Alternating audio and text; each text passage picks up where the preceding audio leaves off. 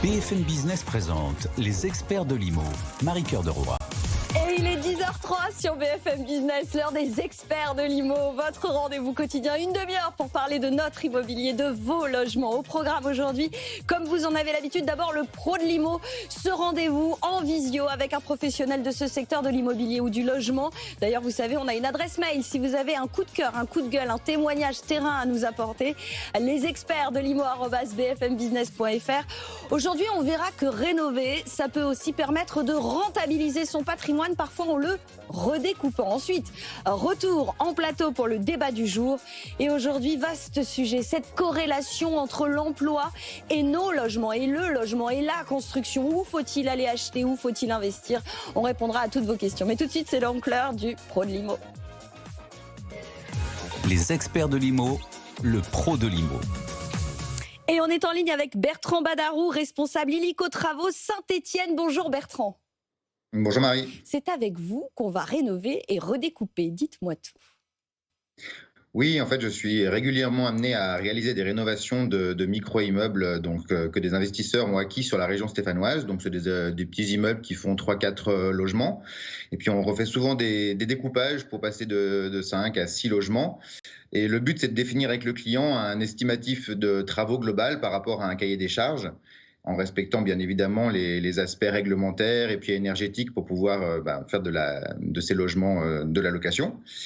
Et puis après, une fois que tous ces devis sont réalisés et l'enveloppe générale faite, on valide les devis que l'investisseur puisse être dans la fourchette de rentabilité qu'il avait voulu.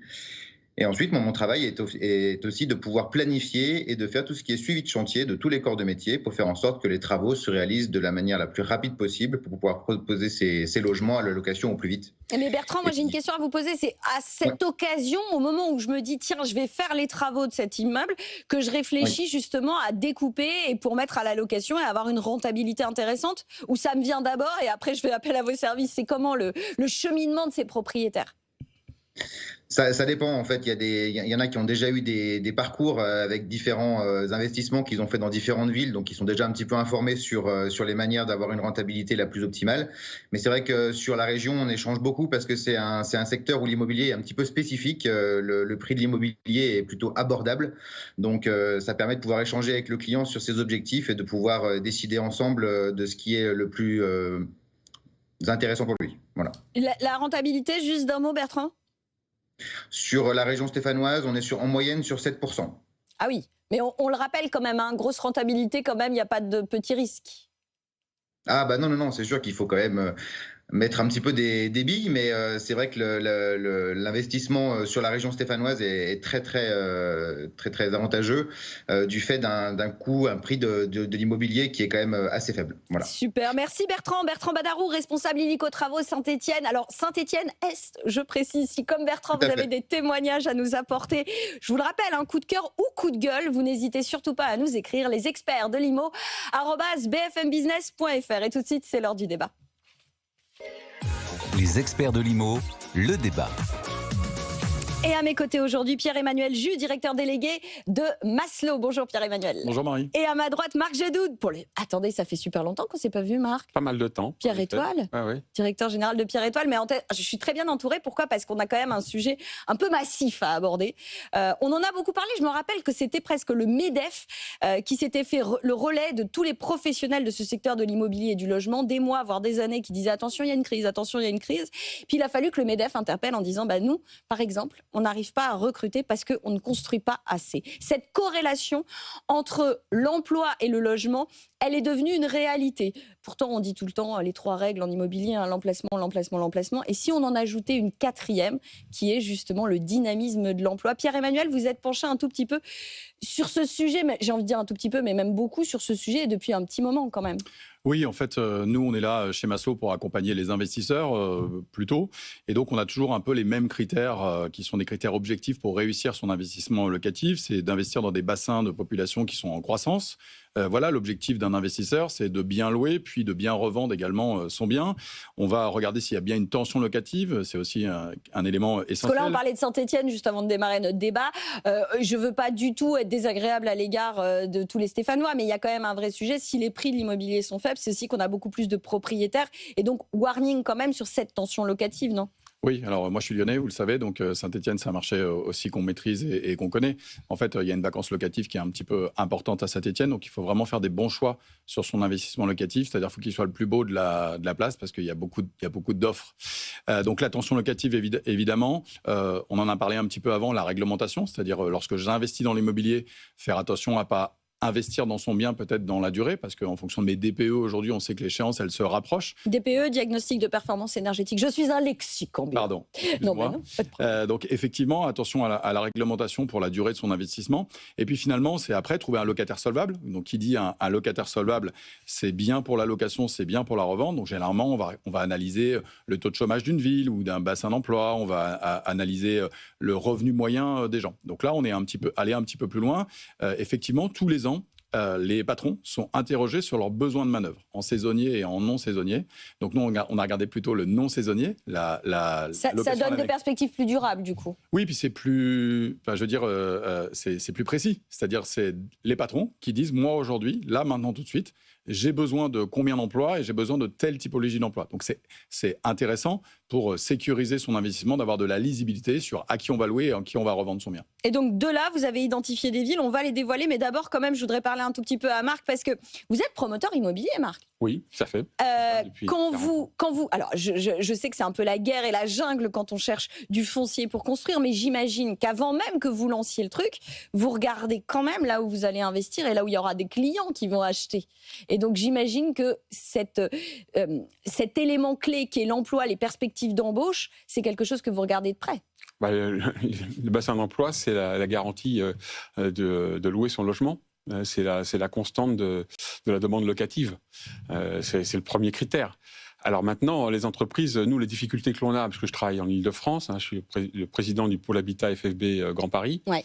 Les difficultés que l'on a, comme vous le signaliez, c'est de démarrer les opérations, parce qu'après, elles se vendent si elles sont dans le prix du marché, et aussi c'est aussi du prix qu'il faut parler. En Ile-de-France, on a la chance aussi d'avoir un maillage quand même en première couronne, même en début de deuxième couronne, de bonnes dessertes en transport. Ouais. Parce que trouver un logement à 5 minutes de chez soi, c'est le Graal. Mais ouais, malheureusement, en Ile-de-France, c'est pas le cas. Quand on fait du neuf pour regarder où sont les terrains, etc., c'est quand même galère. C'est très important, c'est un critère. Mais en Ile-de-France, ce critère, la cage est cochée dans 99% des cas, puisqu'il y a une telle pénurie de logements, qu'ils soient locatifs ou en accession, et surtout locatifs. Vous avez des records dans Paris où les gens, il y a 80 demandes pour un logement à louer.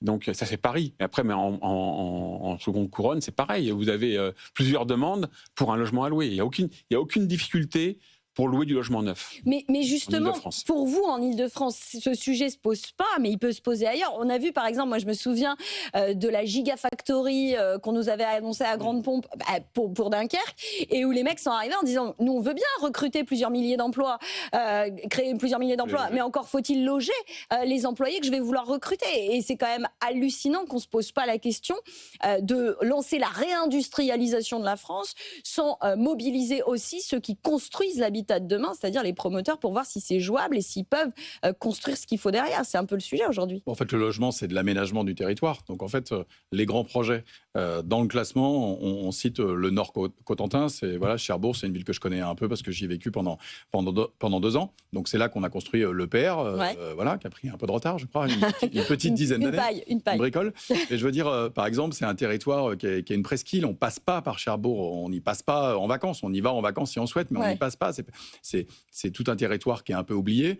Et vous avez la construction navale, le nucléaire, le retraitement des déchets, des emplois qualifiés, des emplois généralement avec des revenus qui sont plutôt les bons. Donc que ce soit pour monter des promotions où il doit y avoir un équilibre entre la résidence principale, mais également l'investissement locatif et l'institutionnel, ce sont des territoires qui sont finalement intéressants. Et donc, quand on interroge les patrons, par exemple, dans la Manche, donc le bassin du Nord Cotentin, Cherbourg, c'est à peu près 180 000 habitants, 170 000, et donc on voit que plus de 10% de ce bassin d'emploi, aujourd'hui, les patrons nous disent on souhaite recruter. Et ça progresse entre 2023 et 2024, fin 2023 et fin 2024. Donc on continue à avoir une demande très importante, et je parle bien d'emplois pérennes à l'année. Oui, c'est ça. Vous aviez identifié, donc sur ce secteur Nord-Cotentin, vous avez identifié, donc il y avait 13 000, vous avez quantifié ce besoin de main-d'œuvre en 2024, c'était 13 000 personnes, c'était en hausse. Est-ce que ça peut être un truc que vous regardez, Marc, typiquement les chiffres, se dire, pour l'instant, là, je ne l'ai pas, mais je sais que j'ai des entreprises qui sont sur le point de recruter et qui vont avoir des besoins considérables.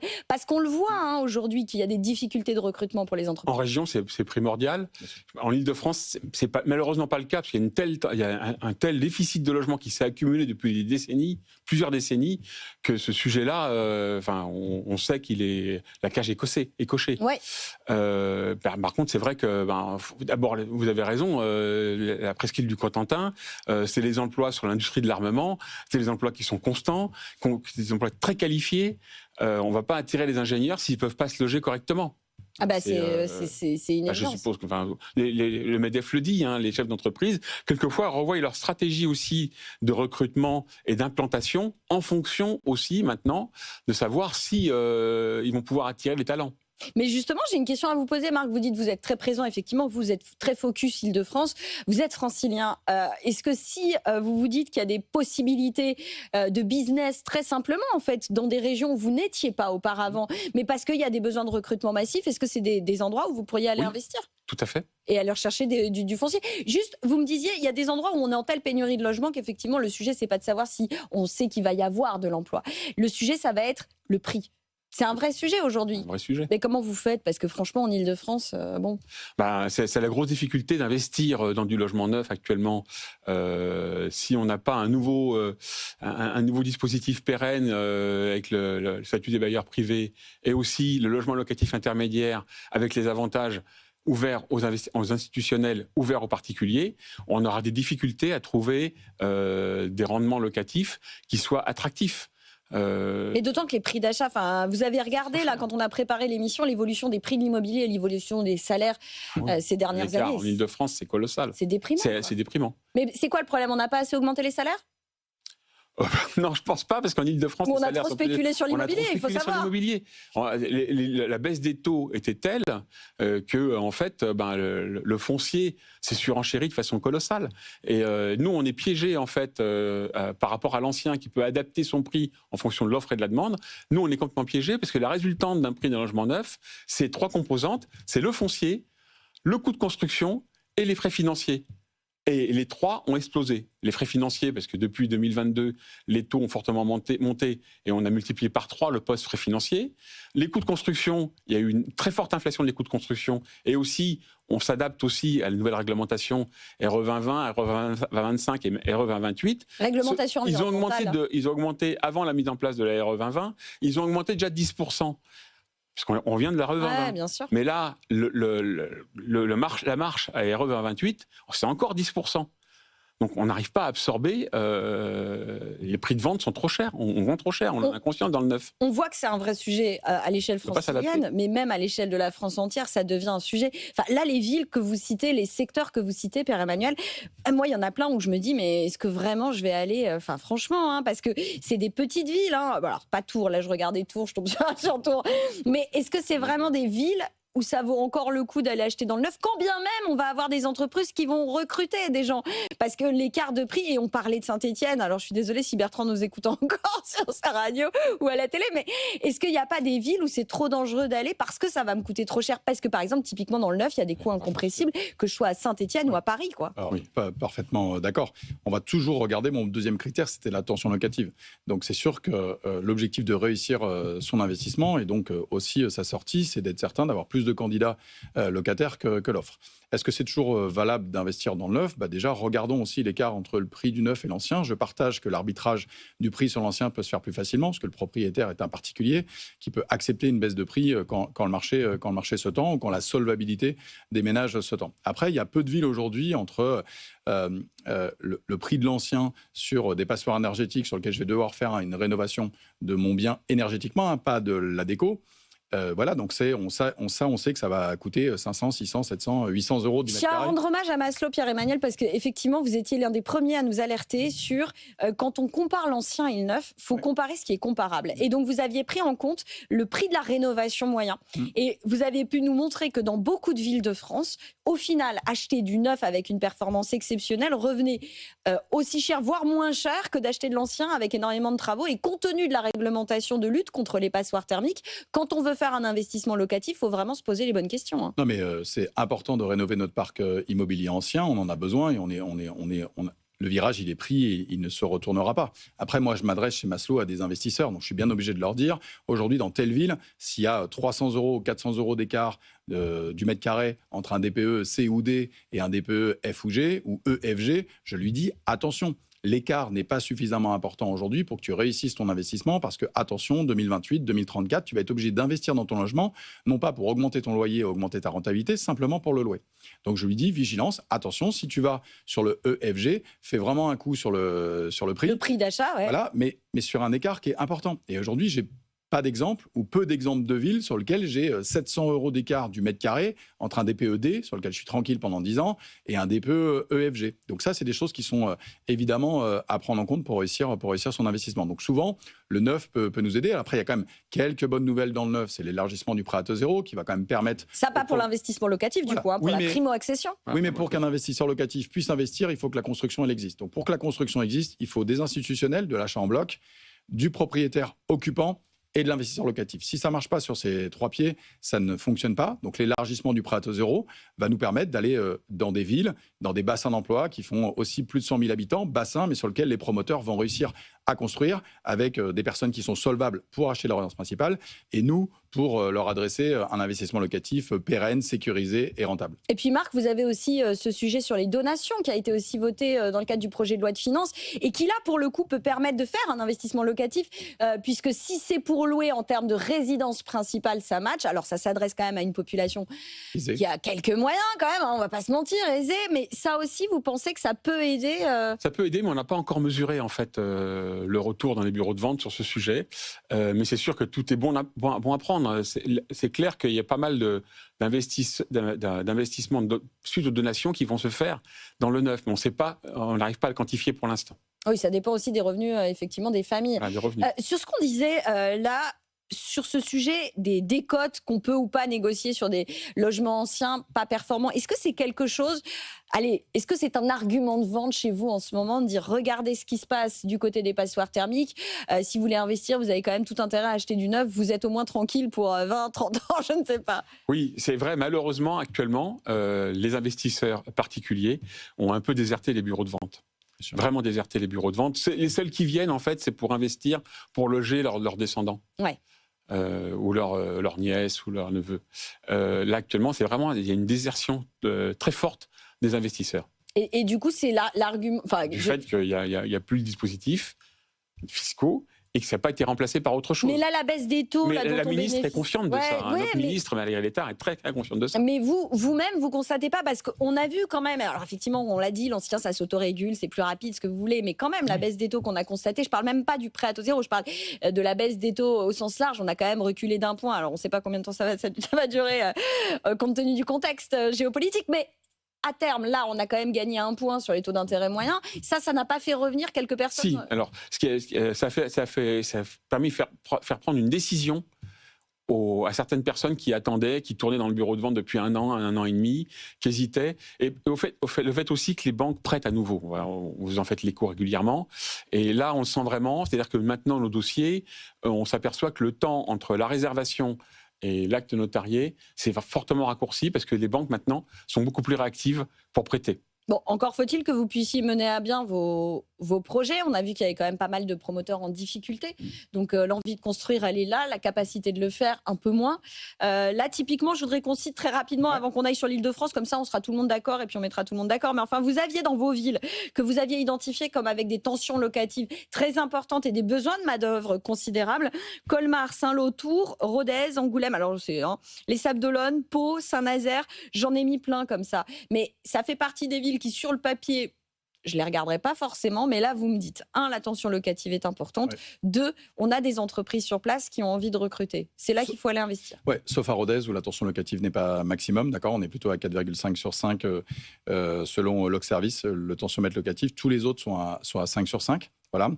Si on veut être vigilant sur ces villes-là, c'est aussi de regarder les surfaces. Attention à la tension locative en fonction des surfaces. On sait que sur les petites surfaces, studios, T2, on va être vigilant sur aussi le marché étudiant. Ouais. Est-ce que ce sont des villes étudiantes? Parce qu'on sait qu'on va plutôt louer facilement ces logements. Et sur les plus grandes surfaces, si on est sur des T3 ou au-delà, faire attention quand même à la tension locative sur certaines de ces villes. Pour autant, voilà, on a de la ville frontalière, on a des villes sur lesquelles on a un flux migratoire positif systématiquement aussi, et des bassins d'emploi qui sont en recherche de main-d'œuvre, je le répète. En devenir, oui, c'est ça. L'idée, c'est de se projeter, c'est pas se dire ce qu'on a fait avant, c'est ce qu'on va faire demain. C'était déjà le cas, ça s'aggrave. Là, on a des besoins de main-d'œuvre qui sont en croissance entre novembre 2023 et novembre 2024. Voilà. Là, le chômage, il n'est pas non plus dans la bonne pente. Dans la bonne pente. Donc, d'entendre sur des territoires que des chefs d'entreprise recherchent de la main-d'œuvre qualifiée à l'année, et qu'il faut les loger. On a déjà le souci sur les étudiants qui, ne poursuivent pas leurs études là où ils le souhaitent à cause du logement. Et bien là aussi, on peut avoir des salariés qui ne peuvent pas obtenir un emploi parce que concurrence du marché locatif saisonnier ou tout simplement pas assez de logements. Je crois qu'en Ile-de-France, c'est tout simplement pas assez de logements. Trouver un job en Ile-de-France, je pense que c'est aisé. En tout cas, c'est plus facile qu'ailleurs. Une fois qu'on a dit ça, très bien, j'obtiens un poste qui correspond à ma formation, à mes souhaits. Mais après, comment je fais pour me loger? Je pense qu'en Ile-de-France, la situation, elle est juste dramatique. Par rapport à l'écart entre les besoins et l'offre. Et ça m'amène à vous, Marc, parce qu'en fait, vous le disiez, cette case-là, on l'a cochée. On a besoin d'emplois en Ile-de-France. OK, mais encore faut-il qu'il y ait le logement qui va avec. Et donc, aussi, acheter, alors quand moi, je vais acheter au bon prix, et si je veux faire un investissement locatif, au bon loyer. Avant qu'on rentre en plateau, vous me disiez... attention à cet écart et puis à la réglementation aussi derrière. Vous avez, une idée de ce qu'il faut faire et de ce qu'il ne faut pas faire si je veux investir en Ile-de-France? Oui, je pense que vous le savez mieux que moi. Mais par exemple, dans un même département, il ne faut pas globaliser le département. Vous avez des écarts de prix qui sont très importants. Même entre Antony et Bagneux, qui est pourtant Antony plus loin de Paris, le prix de l'immobilier est à plus de 7 000 €. À Bagneux, il est à 4 500, 5 000 dans le neuf. Voilà. Pourquoi? Parce que c'est une ville populaire qui est bien desservie en transport. Mais il y a aussi la qualité des écoles publiques, qui ne sont pas les mêmes que si vous allez à Antony, la qualité des écoles privées, quoiqu'à Bagneux, il y a de très bonnes écoles privées. Mais il y a toujours eu cet écart, en fait, ce n'est pas nouveau. Et donc, il faut vraiment regarder dans les investissements locatifs sur quelle ville vous allez investir. Investir dans des villes comme Sceaux, certes, c'est plaisant. Ça va vous faire plaisir parce que vous avez peut-être vécu à Sceaux, la famille a vécu à Sceaux, mais ce n'est pas du tout rentable. Il ne faut pas aller là-bas. Et vous, en tant que promoteur, vous allez regarder justement cibler ces villes qui sont plus accessibles en termes de prix et qui pour autant ont un dynamisme réel et des transports à proximité. Parce que comme vous le disiez, il y a les trois trépieds, il y a les trois pieds. L'investissement locatif, s'il est là, la demande en accession à la propriété sera là, il n'y a pas de souci là-dessus. Mais si la demande locative est là pour l'investisseur privé, ça nous aide aussi à commercialiser. Mais justement, et c'est pareil pour les investisseurs institutionnels, parce qu'il faut bien avoir en tête qu'en fait, le loyer aussi, ça on ne le dit peut-être pas assez, les écarts de loyer entre ces deux villes, avec des écarts de prix qui vont de 30%, il n'y a pas 30% d'écart de loyer. Vous avez des loyers, alors soit qui sont plafonnés dans certaines villes où la tension est maximale, mais ce qui rogne un peu la rentabilité. Ce qui va rogner la rentabilité sur le long terme, en fait, parce que quand vous allez louer à un prix maîtrisé, votre prix maîtrisé, il va durer. En fait, même quand votre locataire va partir, quand vous allez relouer, vous relouez au même prix. Voilà. Vous ne pouvez pas profiter de l'augmentation du marché ou La diminution en Ile-de-France, ça n'existe pas, malheureusement. J'allais dire, est-ce que vous avez vu les loyers baisser Suivant les villes, pareil, aller, je pense à Bordeaux, ne pas rester dans le centre-ville de Bordeaux, qui est cher, les loyers sont maîtrisés, on ne peut plus louer très facilement, du fait que c'est encadré, et aller par contre en périphérie de Bordeaux, où tout de suite, le prix va chuter. Et là, la rentabilité, la demande est là, la demande locative est là, mais le prix va chuter. Et vous faites exactement, vous faites exactement le même constat, Pierre-Emmanuel, quand je regarde pareil. Donc vous avez fait un focus Île-de-France pour regarder aussi, pareil, des villes, tension locative maximale et perspectives de recrutement quand même importantes. Là, pour le coup, alors moi je pense la Défense, alors après, c'est pas bon, bref. Paris-Ouest, la Défense, 58 300 en demande de main-d'œuvre en 2024 sur le secteur Paris-Ouest, la Défense. Oui, c'est vrai. Enfin, de toute façon, le 92, après, ce qui est en tête du classement, c'est quand même la Seine-Saint-Denis, parce que c'est là aussi où il y a de la place. Donc, il y a de la place pour les promoteurs. Est-ce que c'est pas trop tard, la Seine-Saint-Denis ? Je sais pas. Non. Le professionnel est... Non, c'est pas trop tard. C'est pas trop tard. La difficulté, c'est de sortir ces opérations. Mais les investisseurs qui ont investi à Saint-Ouen, dans les docks, à mon avis, les logements sont bien loués. Et les prix, à l'époque, étaient maîtrisés. Ils étaient à 4 500 €.